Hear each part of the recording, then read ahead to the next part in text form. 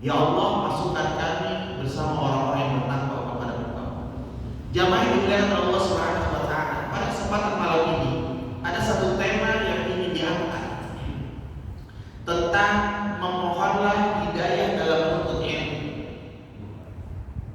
Ternyata dalam menuntut ilmu itu kita harus banyak-banyak doa sama Allah. Karena banyak orang-orang yang menuntut ilmu itu salah akhirnya. Betapa pentingnya ilmu dalam kehidupan dunia kita, sangat penting. Maka dikatakan man arada dunya fa'alaihi bil ilmi wa man arada al-akhirah fa'alaihi bil ilmi wa man arada bainahuma fa'alaihi bil ilmi. Siapa yang ingin dunia maka dengan ilmu. Siapa yang ingin akhirat maka dengan ilmu. Dan siapa yang ingin kedua-duanya maka dengan ilmu. Ilmu itu menjadi sesuatu paling penting dalam kehidupan manusia. Bahkan wahyu Allah yang turun pertama kali kepada Nabi Muhammad itu adalah tentang Iqra bismi rabbikal ladzi khalaq. Bacalah dengan menyebut nama Rabb. Tentang ilmu. Maka saking pentingnya ilmu, para ulama mengatakan al-ilmu huwa kitabullah wa sunnah. Ilmu itu adalah kitabnya Allah dan sunnah Nabi, itu ilmu. Maka kalau kita pahami adanya ilmu kedokteran, adanya fisika, adanya biologi, adanya perdagangan, adanya ilmu negarawan, adanya ilmu politik, itu cabang dari Quran dan dari sunnah. Itu cabang. Maka ketika Rasul dan para sahabat yang memimpin dunia ini hanya dalam jangka waktu 23 tahun mereka mampu menaklukkan 2/3 dunia ini. Dan mereka tidak merasakan mereka bukan orang-orang yang cerdas semuanya. Mereka bukan orang yang memakan bangku kuliah atau bangku sekolah. Tapi kenapa mereka bisa menaklukkan dunia itu 23 tahun? Lama. Setengah dari dunia ini dilakukan oleh Rasul dan para sahabat. Karena mereka benar-benar memegang perkara ilmu Al-Quran dan Sunnah. Kalau kita lihat jemaah, kalau kita ingin menggali dan ingin jujur, para ulama, penemu kedokteran, penemu astronomi, penemu matematika itu para ulama. Mereka orang-orang yang dekat dengan Allah. Mereka orang-orang yang benar-benar mengkaji Quran dan mengkaji Sunnah sehingga Allah hidayahkan kepada mereka untuk mengatur bumi. Tapi kenapa Ustaz hari ini penemu-penemu itu orang-orang barat? Coba lihat satu peristiwa besar. Ketika perpustakaan besar yang ada di Irak itu diambil semuanya oleh orang-orang barat, oleh orang-orang kafir, dipelajari semua penemuan-penemuan para ulama dan kitabnya Allah. Lalu mereka buang itu kitab ke tengah lautan yang ada di lautan Irak sampai lautan Irak menjadi hitam. Dan mereka mengklaim ini adalah penemuan mereka. Artinya Allah memberikan hidayah kepada mereka untuk memakmurkan bumi. Dan mereka adalah orang-orang yang tunduk kepada Allah, orang-orang yang memahami Al-Quran dan Sunnah. Jamaah yang dimuliakan Allah Subhanahu wa taala. Kita berada di akhir zaman yang dimana ilmu agama sudah tidak menjadi satu prioritas utama. Kita jujur, sekarang pelajaran agama di SD hanya 2 jam seminggu. Bahkan ada isu-isu hampir mau dihilangkan. Di SMP hanya 2 jam. Kalaupun itu aliyah atau bahkan yang lain, paling berapa persen ditambah? Bukankah Allah Subhanahu wa taala mengatakan, "Wa mata'ni fi ma ataqallahu darul akhirah wa la tasrasibaka minad dunya." Carilah negeri akhirat, jangan lupakan dunia. Mana yang kita dahulukan dalam kehidupan kita? Apakah dunia? Apakah akhirat? Maka gak aneh jemaah ketika kuliah yang mengambil jurusan-jurusan agama itu sedikit, bahkan dikucilkan. Ya sedikit, gak aneh. Karena mereka anggap ilmu agama ini buat apa? Belajar Quran buat apa? Belajar hadis buat apa? Mereka rindu untuk bayar ratusan juta, puluhan juta untuk mensekolahkan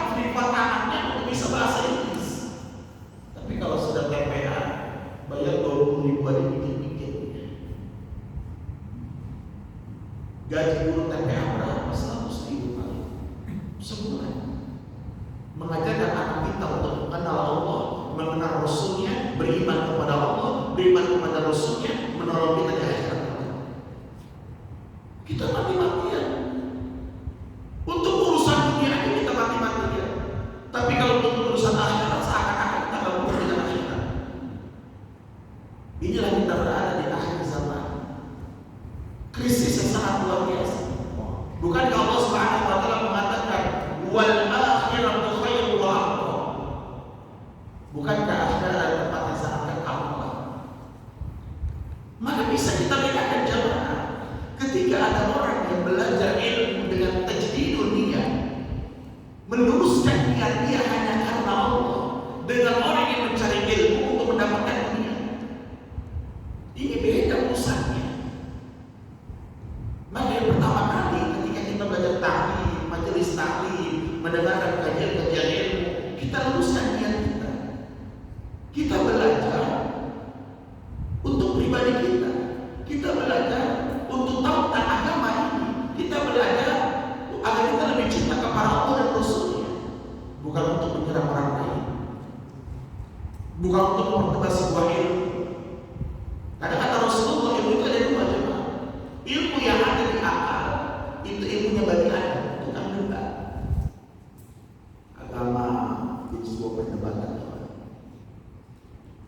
Ilmu yang sebenarnya adalah ilmu yang masuk ke dalam hati, yang menjadi amal dalam kehidupan mereka. Maka kata Rasulullah, Allah akan memberikan istana di dalam surga bagi orang yang meninggalkan perdebatan walaupun dia benar.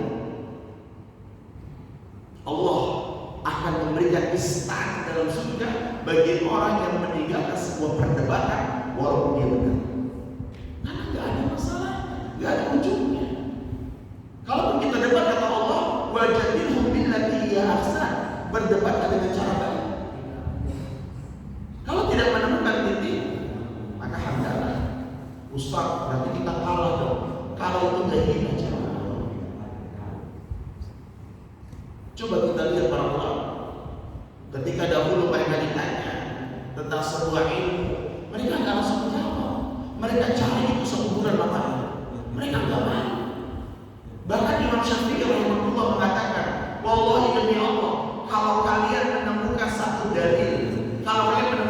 dalil tentang agama ini lebih kuat daripada dalilku, daripada pendapatku, maka lempar pendapatku kepada rumah kalian. Itu Imam Syafi'i yang hafal Quran di usia 6-9 tahun, yang hafal kitab Al-Muwatta pada umur 12 tahun, menjadi mufti kota Mekah pada usia 13 tahun. Kalau kalian mendapatkan dalil yang lebih jelas dari pendapatku, yang lebih jelas pendapatku, maka lempar pendapatku kepada rumah kalian. Jangan kalian ikuti. Coba kita lihat para ulama. Ketika mereka belajar ilmu tentang Quran dan Sunnah, tujuan mereka adalah untuk tunduk kepada Allah, bukan untuk saling debat-debat, bukan untuk saling caci-caci, menjatuhkan pendapat ini yang benar, pendapat ini yang salah. Maka subhanallah, maka saya katakan ketika belajar dengan saya, maka tanyakan dalilnya. Maka kita menjadi mustami yang mendengar. Kalau memang ada di antara saudara kita yang beda pendapat, ya sudah, hargai pendapat itu. Apalagi berbicara masalah khilafiyah. Subhanallah jawab. Masalah khilafiyah itu masalah fikih. Jangan suka berdebat, karena dari fikih itu banyak. Bicara dari wuduan itu bisa ratusan jemaah. Coba lihat kita fikih itu, berapa tebal itu kitabnya. Sudah berapa banyak hadis kita baca, sudah berapa banyak kita telah, sudah berapa banyak kita pelajari. Baru belajar sedikit, udah berani berbicara sebagaimana orang dosa. Baru belajar mikro 2, bicara pakai usaha besar. Baru bicara mikro 3, belajar mikro 3, bicara udah mengatakan orang lain. Maka yang pertama kali buat seorang penuntut ilmu, tajidul dunia, luruskan niatnya. Kalau ilmu hanya sekadar untuk berdebat, salah. Kalau ilmu hanya sekadar untuk mendapatkan dunia, itu Dia mengatakan dalam Al-Quran, Allah dalam Al-Quran, sesungguhnya aku mendapatkan hartaku ini dari akalku, dari kepintaranku, dari kecerdasanku. Tapi orang-orang beriman sekarang subhanallah, kalau kita lihat di mobil-mobil jemaah, haza min fadli rabbi, ini karunia dari Allah. Haza min indillah, ini dari sisi Allah subhanahu wa ta'ala. Selalu kita senangkan kepada Allah. Gak pernah kita merasa minta, gak pernah kita merasa hebat. Suatu kali Rasulullah jemaah pernah bertanya kepada sahabat, wahai sahabatku, bacakan Al-Quran kepada. Kata sahabat, ya Rasulullah, bagaimana mungkin aku membaca Al-Quran kepada, sedangkan Al-Quran Allah turunkan atas diri? Apa kata Rasulullah? Tidaklah boleh aku mendengar Al-Quran dari lisan saudara. Terkadang kita kalau banyak ceramah jemaah, kadang-kadang mati jadi sombong, banyak bicara. Orang kalau bicara itu gampang, coba menjadi mustaqim mendengar. Berat. Maka Ustaz pribadi juga kadang-kadang kalau tidak diisi, Ustaz akan ikut kajian mendengarkan seperti apa itu kajiannya. Kalau begitu benar, datang dari Allah. Kalau begitu ada yang salah, ya sudah, itu salah manusia. Tidak perlu diperdebat, tidak perlu dihajar, tidak perlu diperpanjang. Kita ambil kebaikannya, yang terbaik kita perbaiki, yang salah kita tinggalkan. Itu dalam urusan ini. Maka kita lihat nanti bagaimana para ulama itu sangat hukum antara Imam Syafi'i, Imam Hambali, Imam Maliki, Imam Ahmad, itu banget mereka. Ada yang pakai kunut, mereka tidak pakai kunut, mereka ikuti. Mereka tidak pakai kunut, tapi mereka sholat di masjid pakai kunut, mereka ikuti. Pakai kunut. Mereka sholat di masjid tidak pakai kunut, mereka ikuti. Mereka menghormati semuanya. Sholat ada yang sholat Jumatnya 2 kali azan, ada 1 kali azan, ada yang sholat sunnah dulu ketika mereka memang meyakini satu dalil tentang 1 kali azan, dan ketika itu mereka sholat di 2 kali azan, hormati. Betapa ini saling menghormati sesama muslim. Ini kan bicara khilafiyah, bukan bicara masalah akidah, bukan. Kalau akidah tidak ada tawar menawar, coba itu harga mati. Al-aqidah itu al-umur lati yahibu ayyasatiqa biya qalbuka wa tatma'innu ilayhi nafsuka wa takunu yaqinan innaka la yadri syai'. Akidah itu harga mati, coba. Akidah itu ada 2, syirik dan tauhid. Tapi kalau bicara masalah khilafiyah, bicara masalah perbedaan mazhab, perbedaan fikih, orang yang banyak berdebat cuma satu tandanya, orang bodoh. Orang kalau suka debat orang bodoh. Anak tanya berapa banyak dari yang dia baca, berapa kitab yang sudah dia telah, berapa ribu kitab yang sudah mereka pelajari. Kok mereka bisa menjamin dari orang lain seakan-akan dari mereka adalah yang benar? Bukankah mereka beriman kepada Allah? Bukankah mereka sujud kepada Allah? Bukankah mereka sholat 5 waktu sebagaimana kita? Bukankah Nabi adalah Muhammad SAW? Kenapa kita harus benci? Bukan tujuan dari seorang penuntut ilmu.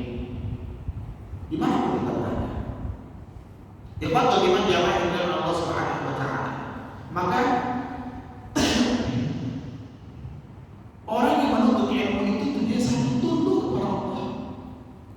Allah Subhanahu wa ta'ala berfirman dalam surat At-Taubah, ayat 120, a'udzubillahi minasyaitonir rajim, bismillahirrahmanirrahim.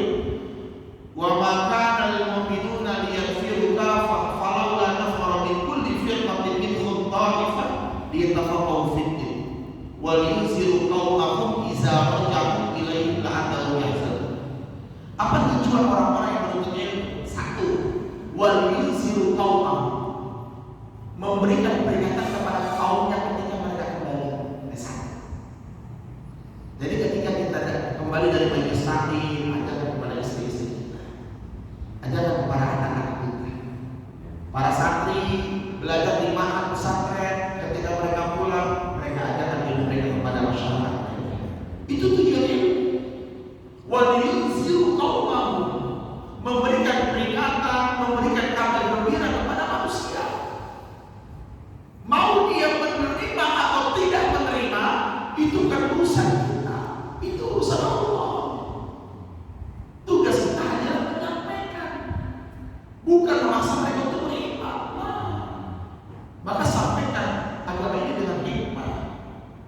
dengan kebaikan, wal mau'izatul hasanah, dengan pelajaran-pelajaran yang paling terbaik.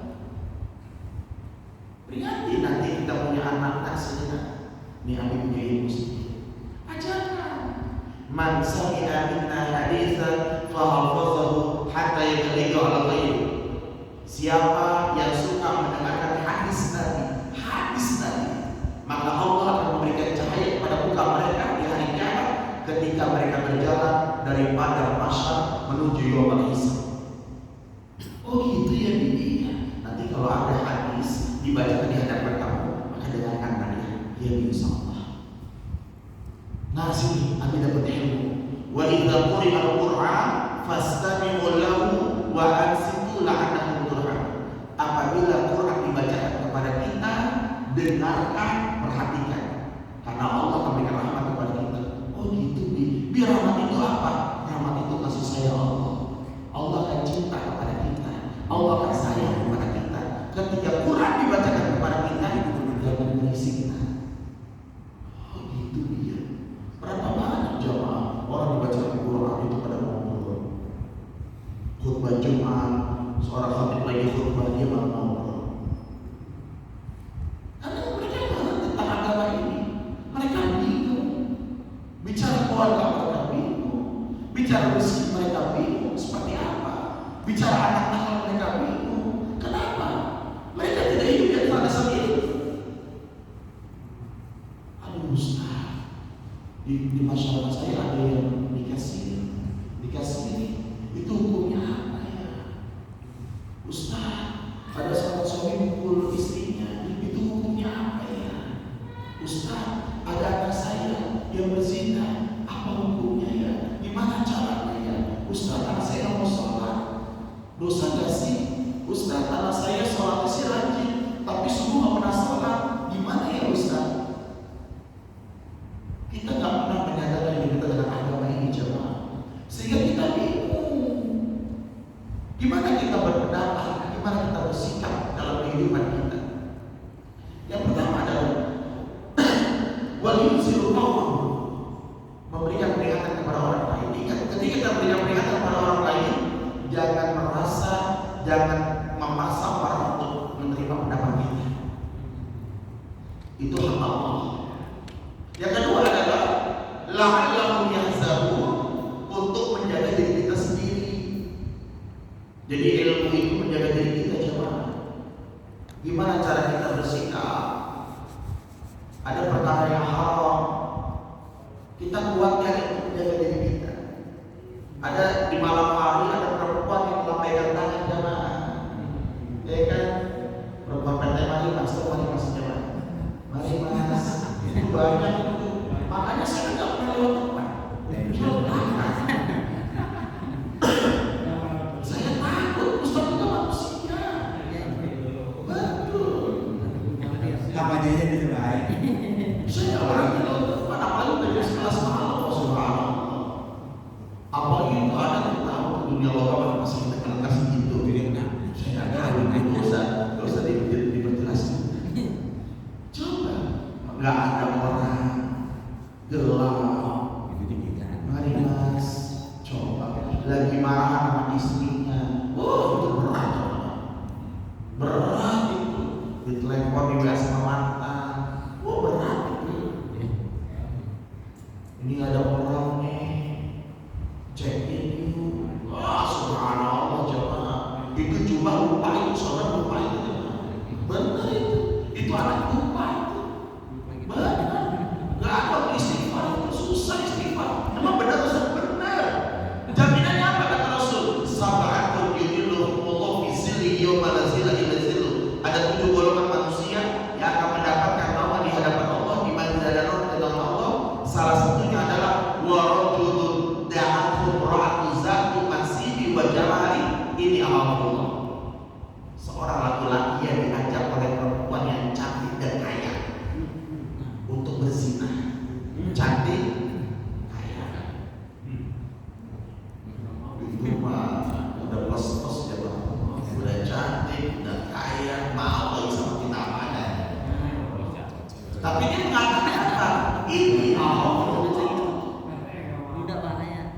Takut kepada Allah.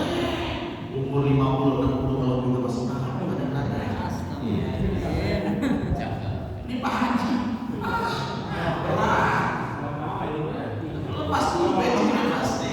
Lihat kanan kiri, dia setir oleh kelihatan apa kagak. Subhanallah. Kalau kita punya ilmu, ada pegangan. Ada kita pegangan. Ya Allah, ini zina ya Allah. Ada namanya borsok-borsok yang lama. Berat banget. Ada borsok-borsok hebatnya, borsok 100 juta. Borsok astagfirullahaladzim. Berat cuma gak ada yang lihat. Kalau kita bukan dengan agama ini berat kita menjaga diri benar. Gak ada yang bisa lepas dari dosa, gak ada yang bisa. Al-Lisan memakan al-khatwa wal nisyan. Manusia bermasalah dan lupa. Dengan agama inilah Allah menjaga mereka. Apalagi masih muda, semua masih muda punya duit. ATM ada 3, MMI ada 3 aman. Istri itu cuma 1 bankingnya. 2 transfer nggak tahu kemana. Aman. Istri lagi marah, kita bahas Allah kacau banget. Kalau bukan ibadah, kalau bukan iman, kalau bukan agama ini, kalau bukan ilmu, sesat aja, rusak begitu mas. Ikhwatul iman yang dimiliki Allah Subhanahu wa Ta'ala. Maka modalkan anak kita dengan agama ini. Sibuk banget nyari sekolah favorit, tapi nggak pernah jadi TPM favorit. Dia melahirkan para habis orang. Sibuk nyari SKP favorit, agar bisa masuk ke SMA favorit, agar bisa masuk ke UGM, ke UI, ke ITB, ke UNPAD, ke IPB. Kau nggak pernah nyari bagaimana dia bisa mengenal Allah dan Rasulnya. Buat apa kita belajar ilmu banyak, tapi tidak pernah mengenal Allah dan Rasul dalam kehidupan kita? Maka ulama mengatakan tidak pantas buat seorang muslim ketika dia punya anak, tetapi ilmu-ilmu dunia yang mereka ajarkan terlebih dahulu daripada ilmu akhirat. Ustaz, anak saya susah banget untuk ngaji. Terus emang anak Ustaz juga sama? Emang anak Ustaz soleh-soleh juga jamaah juga? Orang anak Nabi Nuh ada ujian. Oh, anak Ustaz hebat ya. Kata siapa? Wah, itu Ustaz anaknya bejat. Gak boleh ngomong begitu. Ustaz juga punya ujian masing-masing berbeda-beda. Betul. Orang Nabi yang diuji sama Allah dengan berbeda-beda. Nabi ini diuji dengan anaknya yang kafir Kanaan. Nabi Ibrahim diuji dengan bapaknya Azar, membuat batu beranak.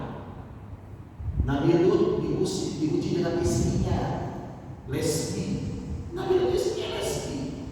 Nabi Muhammad diuji dengan pamannya Abu Thalib, tidak mengucapkan 2 kalimat syahadat, bahkan paman-paman lainnya Abu Lahab, Abu Jalil pamannya. Mereka diuji jemaah. Asia diuji oleh suaminya Firaun. Mereka orang-orang beriman, orang-orang yang dekat dengan Allah, orang tunduk kepada Allah. Cuma ujian waktu beda-beda. Ada yang diuji melewati istrinya yang nakal, ada yang melewati anaknya, melewati suaminya, melewati bapaknya, melewati ibunya. Siapa ibunya? Saat ini wawas. Kata ibunya, ya saat keluar engkau dari agama masyarakat. Tidak, wahai keluar dari agama Muhammad. Kalau engkau tak keluar dari agama Muhammad, maka ibu akan membawa makan dan ibu akan panas di mati. Ini ibunya jemaah. Apa kata saat? Wahai bumi, perintahkan aku yang baik selain keluar dari agama Muhammad. Aku gak mau melakukan ini. Perintahkan aku yang baik, aku akan kerjakan. Gak, keluar dari agama Muhammad, bumi gak bisa. Ini tauhid, ini akidah, ini keyakinan dalam hati kepada Allah dan Rasul yang gak bisa bumi. Kalau apa mau makan apa kata saat, wallahi bumi, kalau kau punya 100 nyawa dan keluar dari dirimu satu persatu, aku tidak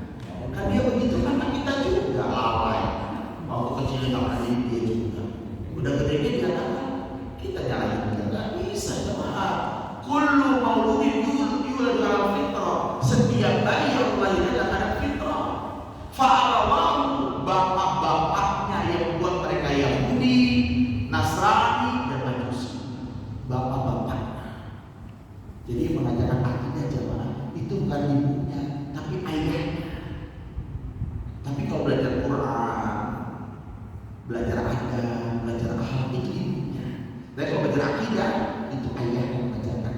Sebagaimana Luqman mengajarkan kepada anaknya, wa isqala Luqman libnihi wa huwa ya'izuhu ya bunayya la tusyrik billah inna syirka la zulmun azim.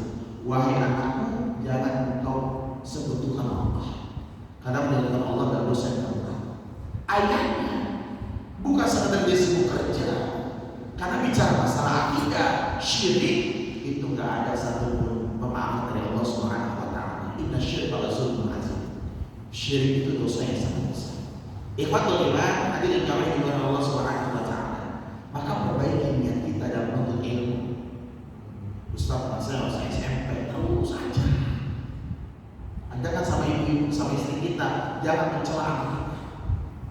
Jangan mengatakan buruk kepada anak kita. Ada asal sifat bapak lo. Apalagi keluar dari mulut seorang ibu yang telah melahirkan dia. Ada asal lo. Gak ada bedanya sama tetangga. Anak kurang ajar, hati-hati jamaah. Itu doa. Kita lihat coba Syekh Abdurrahman As-Sudais yang sekarang menjadi pimpinan para ulama di Mekah Al-Mukarramah, menjadi pimpinan Imam Masjidil Haram. Beliau mengatakan dalam kitab khutbah Jumat yang beliau tulis, aku menjadi imam Masjidil Haram itu karena doa ini. Suatu kali ketika keluarga pesan ibuku, keluarga itu sedang makan, aku siram makanan dengan pasir. Dengan pasir, saudara. Ibunya marah, tapi mengatakan, aku sumpah ibu menjadi imam Masjidil Haram. Diingat bersama anaknya. Maka orang-orang yang beriman itu lisannya terjaga, bahasanya terjaga, kalau kemarin dia terjaga, tidak bahasa buruk, tidak bahasa kotor, tidak bahasa laknat, tidak bahasa syaitan. Coba kita lihat anak kita kalau marah dengan anak kita, syaitan, nauzubillah, afwan, anjing, babi, kalimat-kalimat najis semuanya. Ta'ilah nauzubillah, nauzubillah. Apa kata Allah? Ya ayyuhalladzina amanu taqullaha wa qulu qawlan sadida. Hai orang-orang beriman, bertakwalah kepada Allah dan hendaklah kalian berkata dengan perkataan yang paling terbaik. Yuslih lakum, siapa yang berkata baik, Allah akan perbaiki dirinya. Wa a'malakum, Allah akan perbaiki amal dia. Wa yaghfir lakum dzunubakum, Allah akan ampuni dosa-dosa dia. Apa syaratnya? Berkata dengan perkataan yang paling terbaik.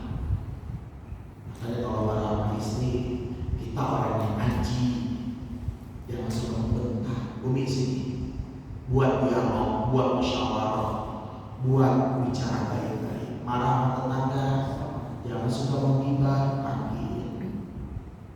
Innamal mu'minuna ikhwah fa aslihu baina akhawaykum. Orang itu bersaudara, maka damaikanlah orang-orang yang bertengkar di antara kalian semuanya. Inilah jamaah. Inilah ilmu yang mengajarkan kita segalanya. Kita bisa bersikap, kita bisa bertindak menjadi orang-orang yang baik. Dan Rasulullah itu betul-betul dinobatkan. Yang menobatkan dia siapa? Istrinya. Yang tahu kelakuan suami siapa? Istri. Dan ketika seorang sahabat bertanya pada Aisyah, ya Aisyah, kaifa khuluqu Rasulullah? Bagaimana akhlak Rasul? Aisyah mengatakan, kana khuluqul Quran. Akhlaknya Nabi seperti Al-Quran.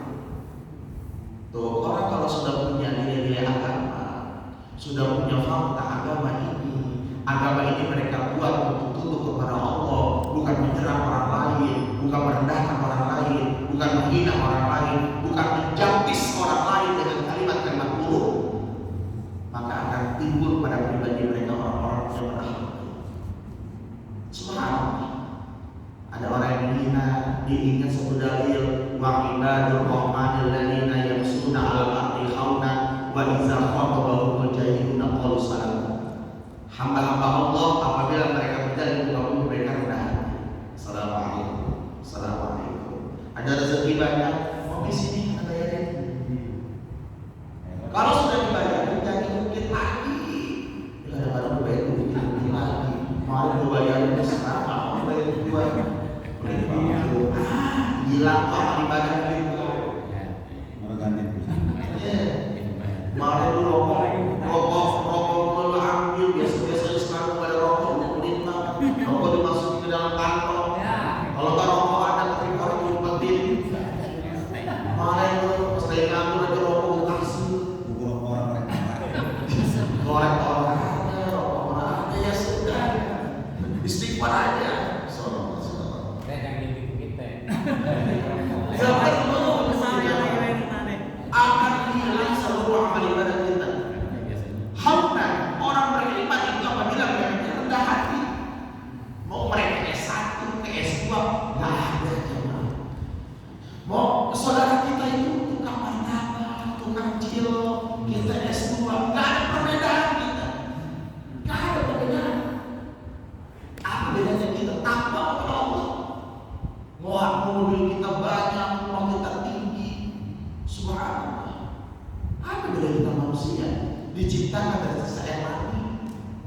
Ya bukankah itu semua titipan dari Allah Subhanahu wa Ta'ala?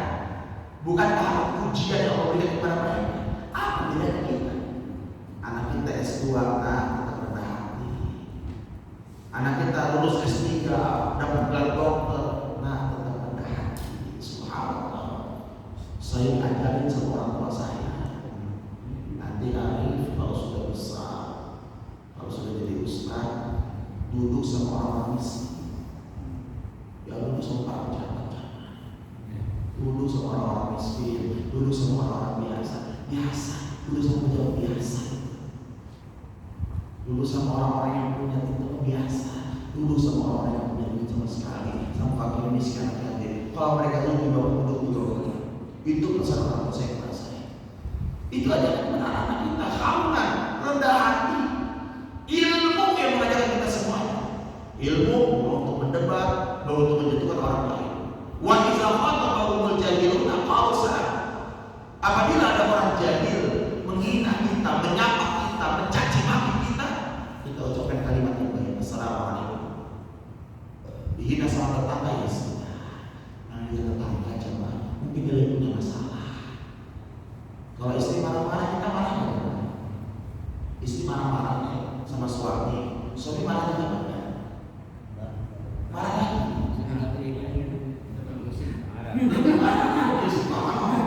Mata serius pada takut suami. Istri marah-marah sama kita. Abi gimana sih? Nggak ngerti bapak sedang ini. Kita marah kan dia gimana? Tinggal pergi Pak. Tinggal pergi aja dah. Tinggal pergi dah. Emang Ustaz pernah di mana sih? Pernah juga. Kita sama manusia lain, subhanallah. Seorang sahabat dimarahin sama istrinya, ingin ngadu sama Khalifah Umar bin Khattab. Ketika ingin mengadu, ingin ketok pintu, lagi ngedengar Umar bin Khattab, Khalifah Islam, lagi dimarahin sama istrinya. Jadi ngadu, jadi dia Khalifah aja dimarahin. Itulah wanita, emosinya tinggi, perasaannya kuat, akalnya pendek. Itu wanita coba. Maka biarkan dia melampiaskan segalanya. 1000 kebaikan kita akan hilang dengan satu kesalahan. Itu wanita. Sebagaimana Imam Ahmad bin Hanbal menasihati anaknya ketika ingin menikah, wahai anakku, banyak-banyak meminta maaf kepada istri. Kenapa? Karena kesalahan satu dosa kamu akan diungkit 1000 tahun oleh mereka semua. Itu para ulama dan kepada kita. Ketika kita belajar ilmu daripada guru-guru kita, mendengar di radio, di YouTube, maka telah dengan akal pikiran kita. Ini cerdas semua. Afwan. Allah itu berikan 3 potensi sama kita. Afwan. 1 pendengaran, 2 penglihatan, 3 akal, terakhir hati. Untuk mencerna mana yang benar, mana yang salah, untuk melihat mana yang ikhlas, mana yang tidak. Maka umat ini harus cerdas, jangan sampai masuk ke dalam dunia perdebatan. Apalagi mendebat orang-orang soleh, apalagi mendebat para ulama muda. Lebih baik kita diam. Coba kita lihat kalau di ILC, ada yang pernah menang, ada yang pernah mengalah. Debat ada sini. Subhanallah. Kata Rasulullah, siapa yang meninggalkan sebuah perdebatan, maka Allah membuatkan istana dan surganya Allah Subhanahu wa Ta'ala. Ikhwatul iman, hadirin jamaah iman Allah Subhanahu wa Ta'ala. Maka perbaiki niat kita. Paksa istri kita untuk dekat dengan Allah. Rasul mengatakan, wa may yuridillahi bi khairin yuqawwihu fid din. Kalau Allah ingin memberikan kebaikan kepada manusia, yang pertama kali jemaah, Allah akan pahamkan dia keurusan agama ini. Gak mungkin jemaah orang yang tidak paham agama dia akan berdiri atas agama. Pasti nafsu yang akan dia lakukan, pasti syahwat yang akan dia depankan. Maka betapa penting ilmu dalam kehidupan kita semuanya. Inilah sedikit tausiah singkat dan singkat. Ternyata ketika kita belajar tentang hidayah, apa hidayah Ustaz? Petunjuk dari Allah. Rabbi zidna ilman warzuqna fahma. Ya Allah, tambahkan ilmuku, berikan rezeki pemahaman kepadaku. Ilmu pasti bertambah, pemahaman belum tentu bertambah. Kita ngaji, kita taklim, kita belajar, ilmu pasti nambah. Tapi kalau pemahaman itu rezeki dari Allah Subhanahu wa Ta'ala. Ada orang ngaji 1 jam paham. Paham? Ada nggak di sini paham semuanya? Jadi paham itu semua di luar juga. Ada ngaji berminggu-minggu, mau bicara masalah dalil, jangan berkata kasar, tetap aja jual berkata kasar. Susah ya, butuh waktu lama prosesnya. Maka jujur yang terakhir, ketika ada saudara kita sedang menjalani tobat hijrah, maka hari dia, datang ke musik masih itu kenapa? Lu sholat pagi masih ada, sholat pagi di orang biar aja, udah, nggak usah menjudge orang lain. Hati-hati suka mengatakan, kafir. Ada kalimat yang paling berbahaya di lisan manusia. Gak usah munafik, itu bahaya juga. Ada rasa munafik. Munafik itu cap ya Pak. Munafik itu sesuatu cap yang Allah berikan kepada manusia, yang Allah berikan kepada Abdullah bin Ubay dalam peristiwa hadis Rifqi. Jadi Abdullah bin Ubay ini seorang munafik di kota Madinah itu ketahuan. Nabi diam aja. Padahal Abdullah bin Ubay itu suka mencaci maki Rasul, mencaci maki para sahabat, mencela para sahabat, mendebat Rasul dan para sahabat, mengadu domba. Tapi Abdullah bin Ubay ketawa jadi seorang munafik dalam satu peristiwa hadis Rifqi. Berita bohong ketika Aisyah difitnah berzina oleh seorang sahabat Nabi. Jadi ketika Nabi sedang berjalan bersama Aisyah bersama rombongan, Aisyah turun dari tempat. Aisyah ke belakang buang aja. Ketika kembali, Rasul sudah tidak ada bersama para sahabat. Dikira Rasul, Aisyah sudah berada di atas dan sultan, itu udah tidak ada. Di belakang ada sahabat yang bertanya lambat bertemu dengan Aisyah. Dia tahu ini kurdo yang mesti pakai Aisyah istri Nabi. Ditanya assalamualaikum, waalaikumsalam. Apakah ini Aisyah? Nah, saya Aisyah istri Nabi. Afwan. Nah, tapi tidak kata sama sahabat. Sahabat memulai istri Nabi suruh naik atas unta. Dipegang kan tidak mungkin dia naik atas unta Aisyah jalan kaki. Jadi istri Nabi naik ke atas unta, dia pegang unta di jalan. Nyampe ke Madinah, yang pertama kali melihat Abdullah bin Ubay. Wah, zina punya. Tuh. Wah, Aisyah zina. Pendengaran sampai Nabi aja bisa aja. Sampai Nabi hampir menceraikan Aisyah. Sampai Abu Bakar As-Siddiq bapaknya saja tidak berani membela Aisyah dan para sahabat lain. Maka Aisyah mengatakan, aku hanya meminta tolong kepada Allah yang tahu akan kesucian, dan aku tidak meminta tolong kepada Muhammad. Itu sudah bisa lancar, sudah hampir cerai. Beberapa waktu kemudian turunlah surat tentang peristiwa hadis Rifqi, berita bohong, dan Allah mengatakan Abdullah bin Ubay adalah orang munafik. Dan berita ini dikabarkan oleh Abdullah bin Ubay Salul. Jadi kita tidak boleh jangan mengatakan wah fasik lu, wah zolim lu. Itu Allah yang punya. Man kafara mu'minan fahuwa kafir, man munafiqan mu'minan fahuwa kafir. Siapa berani mengatakan munafik kepada orang lain, maka munafikan dia dari diri sendiri. Saya berani mengatakan kafir kepada orang lain, maka kafir akan jatuh kepada diri mereka sendiri. Tugas kita hanya menyampaikan dari iman, tidak memaksa mereka. La ikraha fid din, tidak ada paksaan masuk dalam Islam. Karena hidayah manusia berbeda-beda, jalan proses manusia berbeda-beda. Kita harus cerdas terhadap agama ini. Ikhwatul iman, jangan menurut Allah Subhanahu wa Ta'ala. Inilah sedikit kajian kita. Minta kepada Allah hidayah agar ilmu yang Allah berikan kepada kita jadi ilmu yang utuh kepada Allah, bukan ilmu yang sombong, bukan ilmu yang takabur, bukan ilmu yang menantang-nantang guru-guru kita. ilmu yang menantang masyarakat kita, bukan ilmu yang merendahkan orang lain, tapi ilmu yang benar-benar mendekatkan kita kepada Allah Subhanahu wa taala. Akhirul kalam, assalamualaikum